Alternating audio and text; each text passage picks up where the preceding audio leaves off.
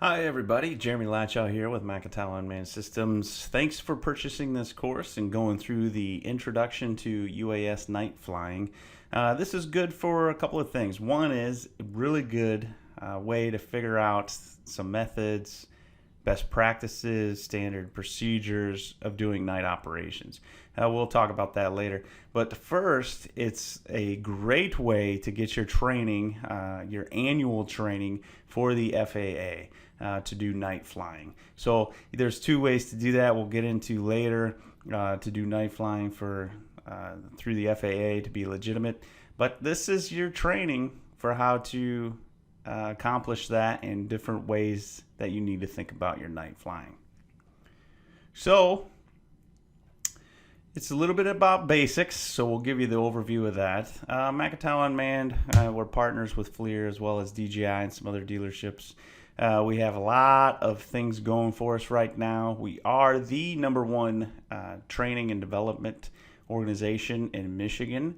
We've just been rated that. We also have, we're a top 10 company for UAS in security. So I am Jeremy Latch. I'm the lead trainer here at Macatawa.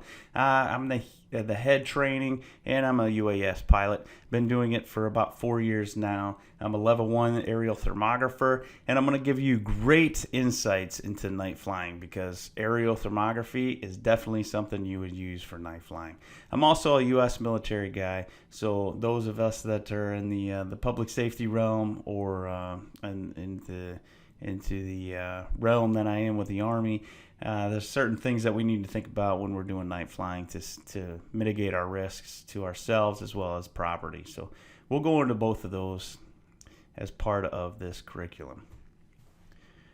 So as you see here, this is the introduction and overview. We're going to start off with vision in flight. What vision in flight is gives you an idea of why vision is so important. It's an extremely important thing for night flying as well as day flying.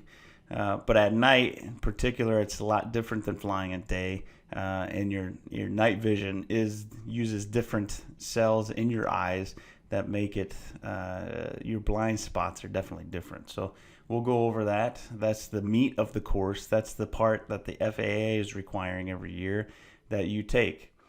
The next section is a little bit about team organization, what your pilot and your visual observer are going to be doing, what types of equipment they might have on them, and some of the responsibilities. Now, these are just responsibilities that we see putting out there, but it's not necessarily something that you necessarily have to take control of and have to have.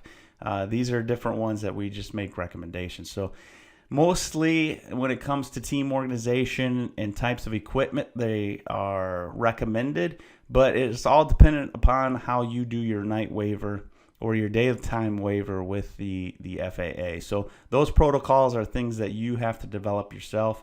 These are just our recommendations and some of the best practices. So it goes into equipment, what types of lights are out there, what